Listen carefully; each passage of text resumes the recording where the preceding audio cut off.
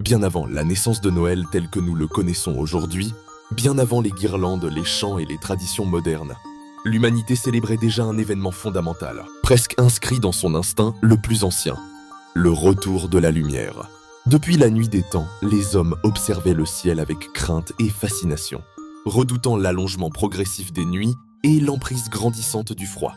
Chaque année, autour du solstice d'hiver, lorsque la nuit atteint son point culminant et que l'obscurité semble invincible, les civilisations antiques marquaient un instant décisif, le moment précis où le soleil cesse de décliner et commence lentement à regagner sa puissance. À Rome, cette période donnait naissance aux Saturnales, des fêtes durant lesquelles l'ordre social était volontairement bouleversé. Les maîtres servaient les esclaves, les règles s'effaçaient, les cadeaux circulaient librement et la cité semblait basculer dans un chaos contrôlé. Ce renversement n'était pas une simple excentricité festive, il symbolisait une vérité cosmique. Pour que la lumière renaisse, l'ordre devait d'abord accepter de disparaître. Le chaos devenait alors une étape nécessaire à la régénération du monde. Dans les régions nordiques, où l'hiver plongeait les peuples dans des nuits interminables, Yule marquait la renaissance du soleil mourant. D'immenses feux étaient allumés pour soutenir l'astre affaibli, tandis que les arbres toujours verts devenaient des emblèmes de vie éternelle. La lumière n'était pas seulement physique, elle était spirituelle. Elle représentait la promesse que même dans le froid le plus extrême, la vie refuse de s'éteindre. En Égypte ancienne, le soleil incarnait l'ordre face au chaos primordial. Chaque lever solaire était une victoire quotidienne contre les forces obscures qui menaçaient l'équilibre du monde.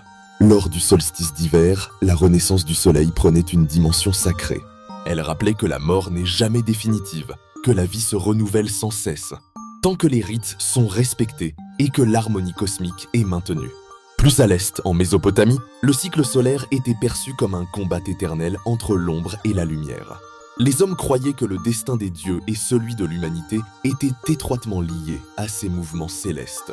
Des rituels accompagnaient ces périodes critiques, car si le soleil venait à faiblir, c'est le monde entier qui risquait de sombrer dans le chaos. Ces célébrations n'étaient pas de simples fêtes religieuses ou agricoles. Elles portaient un message universel, l'espoir face à l'effondrement. La renaissance après la peur, la certitude que même après la nuit la plus longue, la lumière revient toujours. Lorsque le christianisme s'est progressivement imposé, Noël s'est naturellement inscrit dans cette période déjà sacrée. La naissance d'un enfant porteur de lumière a remplacé le soleil renaissant, mais le symbole est resté le même. Et si Noël n'était pas une rupture avec le passé, mais l'héritier direct d'un savoir ancien, transmis à travers les âges? Et si, derrière les traditions modernes, se cachait encore la mémoire d'un combat éternel entre l'ombre et la lumière, gravé au plus profond de l'histoire humaine?